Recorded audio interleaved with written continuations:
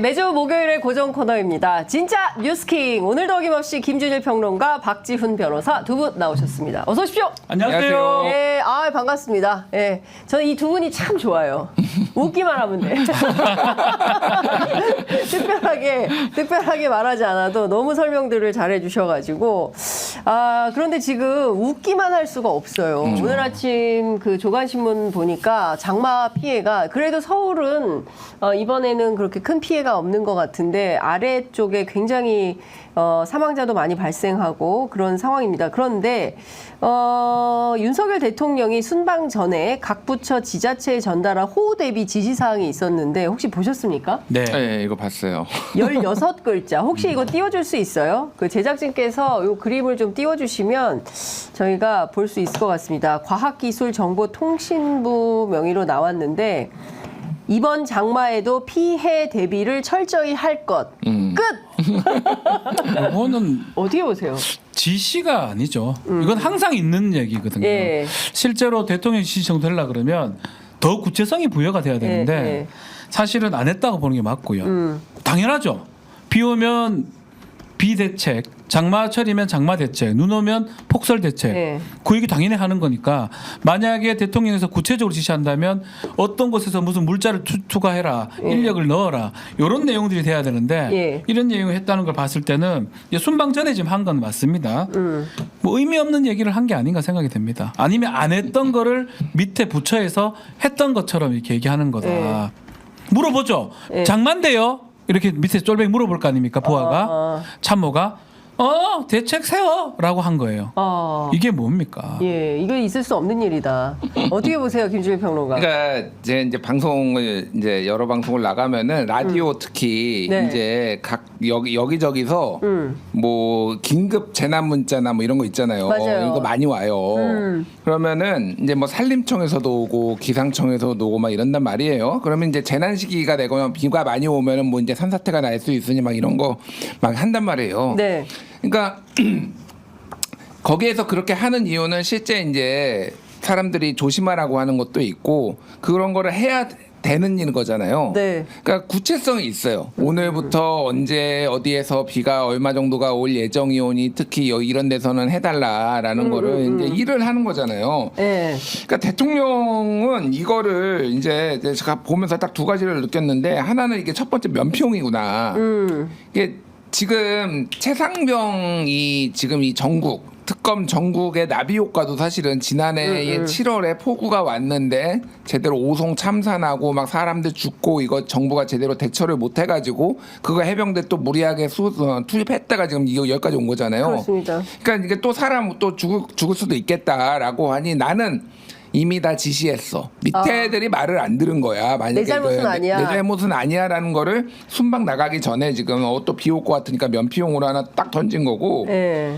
또 하나는 도대체 용산 직원들은 뭐 하냐. 그러니까 대통령이 바빠가지고 못하면은 여기에다가 살을 좀 붙여가지고 이거를 공무원들한테 전달을 해야 되는 게 용산의 일이잖아요. 네. 지금 궁중 암투하느라고 지금 모든 신경이 거기다 쏠려 있는 거야. 딴 생각할 겨를이 없어. 아니 이렇게 무능해? 네. 아니 대통령도 뭐 대통령이 사실은 뭐 문구 하나를 다 할 수는 없잖아. 솔직히 예, 얘기하면은 그렇죠. 예. 그럼 밑에서 만들어줘야 되는 거 아니야. 예, 예. 대통령이 이렇게 지시를 했다라고 하면은 거기에서 만들어주는 게 그들의 일이에요. 그들이 그 월급 받는 이 존재 목적이라고. 예. 왜 안 해 이거를? 그러니까. 와 레임덕에 전 진짜 답답해요. 심각한 레임덕. 우리 이제 라디오 내가 보기에는 괜히 또 여기다가 살 붙였다가 이거 누가 붙였어? 요거도 그럼에도 왜 쉽지도 않은 불구하고 일 했어. 이럴까 우리가 봐. 아까 김준일 우리 평론가가 그 네. 말씀하셨는데 라디오 진행을 하다 보면 네. 정말 그 길게 읽어야 됩니다. 그 행하고, 재난 문자, 충북, 오송, 충남 어디 뭐 네. 안 그걸 다 읽어야 돼요. 네. 우리조차도. 네. 왜냐하면 그 재난 지역이 어디냐는 최소한 구체화시켜 줘야 되거든요. 그렇죠. 그럼 당연히 그러면 되죠. 라디오 하다가 비 많이 와요. 조심하이소. 끝납니까? 그렇죠. 그건 누가 못합니까? 예. 재난 문자라는 거는 재난 방송이라는 거는 그런 효과가 있어야 되는 거거든요. 예. 너무나 안타깝다 16자밖에 그러니까. 없다. 저는 안 했을 것 같긴 한데 대통령이 예. 이건 하나만한 지시죠. 이거는 그냥 밥 먹어라라는 거 지시 똑같아. 배고프면 밥 먹어라. 그러니까. 눈 오면 눈 치워라. 예. 비 오면 비 맞지 마라. 예. 우산 쓰라. 예. 이 얘기가 대통령 지시하고 뭔 상관이 있습니까? 그러니까요. 참 이게 안타깝다. 그러니까 애정이 있나? 우리 국민들의 그 지금 민생이 얼마나 어려운지 저는 정말 너무 딱하더라고요. 그 저 소방대원의 그러니까요. 품에 안겨서 이렇게 막 그 비 피해서 나오시는 어르신 사진 보니까 아이고 또 체육관에서 얼마나 힘드실까 이제 이런 생각이 저 같은 사람도 드는데 하와이에선 그런 생각이 안 나겠지? 이런 이슈가 있어요. 임성근 사단장 문제 우리 바로 들어가야 네. 되는데 야 이거 지금 일파만파 커지고 있어요.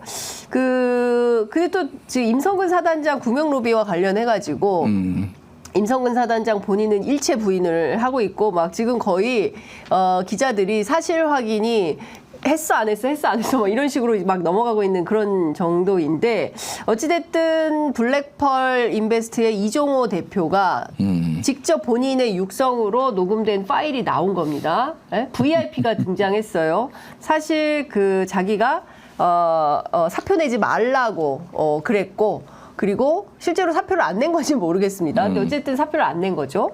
홀딩된 건지는 모르겠지만 지금 상황에서 보면 사실상 이거 뭔가 역할이 있었던 거 아니야? 라는 의심을 하게 돼요. 네. 어떻게 보십니까? 자, 이거를 이렇게 봐야 되거든요. 사실은 예전만 해도 비슷한 증거만 나와도 이게 결정적 증거다 이렇게 얘기를 하는데 요즘은 디지털 증거들이 많다고 보니까 얼굴이 튀어나와도 아니라고 우깁니다. 얼굴이 나와가지고 뭐 침도 뱉고 막 이러는데도 이게 아니다 안 받았니 뭐 이렇게 딴소리를 하고 있고 그게 뭐 명품이 아니니 뭐 국고가 뭐 국고 가니 이런 얘기를 하는데 이 정도 증거면 사실은 결정타가 돼야 됩니다. 우리가 이제 지난 탄핵 박근혜 전 정부 시절 때 태블릿 PC 나왔을 때 사실 이거보다 더 구체적이지 않았었습니다. 네. 뭐 내용 같은 건 없었거든요. 그냥 태블릿 PC가 있었고 그 안에 어떤 내용이 있었고 뭐 이런 사진들 등등 뭐 그런 걸로 TV에서 보도하고 이러면서 사실은 탄핵으로 가고 정권이 몰락하게 됐었는데 이 정도 목소리가 나왔으면 사실 결정적으로 봐야 되는데 대통령실이나 본인들의 해명을 우리 눈여겨보고 있는 것 같아요. 대통령이 아니라 그러고 헛소리하지 말라라고 하고 특히 지금 얘기는 VIP가 사령관이다 이렇게 얘기를 해요. 해병대 사령. 근데 저도 군에 오래 근무를 했고 네. 누가 사단장이나 사령관한테 VIP를 합니까? 큰일 날 소리거든요. 네. VIP는 거의 고유명사예요. 예. 몰라 이게 이 사람이 뭐 민간인이니까 모른다고 하지만 이 사람 대통령실하고 많이 접촉하는 사람일수록 V라고 하고 그렇죠. 옛날에 블루하우스라고 했습니다. 블루- BH라고 했어요. BH. 블루하우스. 예. 그러니까 VIP. 예. 그 딱 용어예요. 용어인데 VIP라는 용어가 나왔다는 게 자체가 매우 중요한 얘기고 이전에 이종호 모른다는 얘기까지 다 합쳐보면 이거는 강력한 증거라고 봐야 되는데 네. 끝까지 지금 부인하는 양상이거든요. 그러니까요. 아까 조국 대표는 어떤 얘기를 하셨냐면 이게 장난하나? 이런 생각이 들었다는 거예요. 김기현 네. 사령관이라고 했을 때. 그리고 김기현 사령관 변호인은 해병대 사령관을 누가 VIP라고 합니까? 누가 그러니까요. 안 믿을 거다 이런 얘기 합니다. 아니 이제 VIP가 영어 문자 그대로 하면은 베리 임포턴트 퍼슨. 저한테 베리 임포턴트는 장윤선이고 이제 박지훈이고 박지훈이고, 그렇지. 예, 예. 근데 이제 우리가 맥락이란 게 있잖아요. 예. 그러니까 김건희 여사가 1월 15일에 처음 그 한동훈 비대위원장한테 문자 보냈을 때 그래요. 그때 거기에 이제 제가 사과드리겠습니다. 한동훈한테 이제 사과하겠습니다라고 하면서 V하고 예. V하고 V. V 한자로 한글로 V라고 V. 썼어. 예. V하고 예. 통화를 하든지 예. 만나시든지 그랬으면 좋겠습니다. 좋겠다. 그러니까 그 V가 뭐예요? 옛날 뭐 드라마 V는 아니잖아. 이거 먹는 그 V는 아니잖아. 그러니까 VIP겠지 당연히. 예. 뭐 이거 세상 이건 문해력 테스트 이 정도 들어와가지고 너무 시험을 많이 봐. 청취력 테스트하고 하고. 문해력 뭡니까, 테스트하고 이게? 뭐 이렇게 되게 많아. 많아. 그러니까. 국민을 너무 힘들게 해. 근데 진짜 저도 한 뭐 25년 가까이 이제 언론계에 있었고 그런데 진짜 듣도 보도 못한 얘기다. 해병대 사령관이 V다. V라고 하는 거는 듣도 보도 못한 얘기다. 이런 얘기 말씀드리겠고 예. 또 하나 이제 시점 가지고 지금 뭐 물고 늘어지는데 맞아요. 8월 9일이 이제 요 문자 그러니까 3월 4일 거 빼고 올해 네. 3월 4일 거 빼고 8월 9일에 이 문자잖아요. 네. 자, 이거가 이제 맨 마지막에 그 문자에 이렇게 써 있어요. 그 공익제보자가 이렇게 얘기를 합니다. 지금 떠오르는 게 위에서 그럼 지켜주려고 했다는 건가요? VIP 쪽에서 그렇고 네. 하니까 이종호 씨가 그 이제 도이치모터스 주가 조작 공범 그 이종호 씨가 그렇지. 그런데 이 언론이 이 XX들을 하네 뭐 지랄들을 하네 나 이거 보기에 그걸로 추정돼. 예. 자 보십시오. 나는 들었는 줄 알았네. 그냥 입에서 착 붙잖아. 안 봐도 네, 나 안 딱 봐도 보이더라고. 비디오야. 안 봐도 예. 비디오야. 자 나 그런데 확인했어요 그거. 확인했어요? 네. 8월 9일이잖아요. 네. 자, 이게 되게 날짜가 중요한 게 왜 그러냐면은 8월 9일에 무슨 일이 있었냐면은 박정훈이 기자회견을 다 모인 데서 기자회견을 해요. 그러면서 뭐라고 한 줄 아세요? 그때?